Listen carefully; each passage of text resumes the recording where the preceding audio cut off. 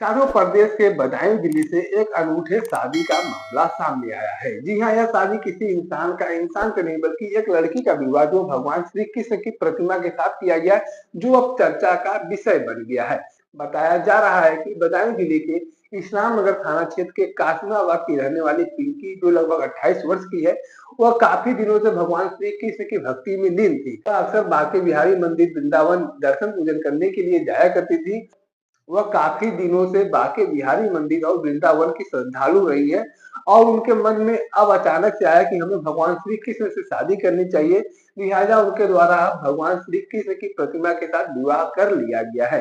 जी हाँ, इस पूरे खबर की विस्तार में बात किया जाए तो आपको बता दें कि यह पूरा घटनाक्रम उत्तर प्रदेश के बदायूं जिले से सामने आया है।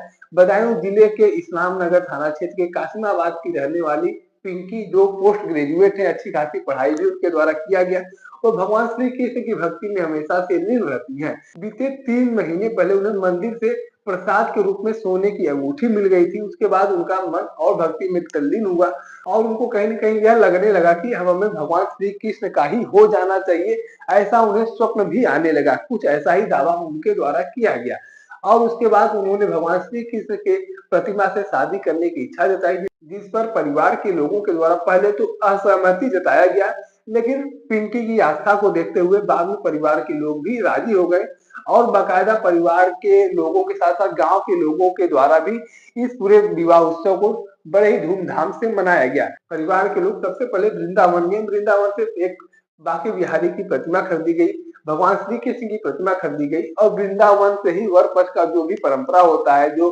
कर्मठ होते हैं, उस कर्मकांड को वहां पर निभाया गया और उसके बाद फिर और गांव के लोगों के द्वारा सामूहिक रूप से वधु पक्ष का परंपरा निभाया गया, जिसके बाद यह शादी संपन्न हुई। और आपको बता दें कि वर पक्ष की ओर से इंद्रेश शर्मा, जो पिंकी के जीजा थे, उनके द्वारा अपना रस्म निभाया गया और अभी वर्तमान की बात किया जाए तो पिंकी इंद्रेश कुमार यानी कि अपने जीजा के घर पर ही रह रही है। परिवार के लोगों का मानना है कि अब कुछ दिनों के बाद पिंकी को वृंदावन में रखने के लिए व्यवस्था कर दिया जाएगा। अब वह वृंदावन में ही रहेंगी और अब यह अनूठी शादी जो है चर्चा का विषय बन गया है।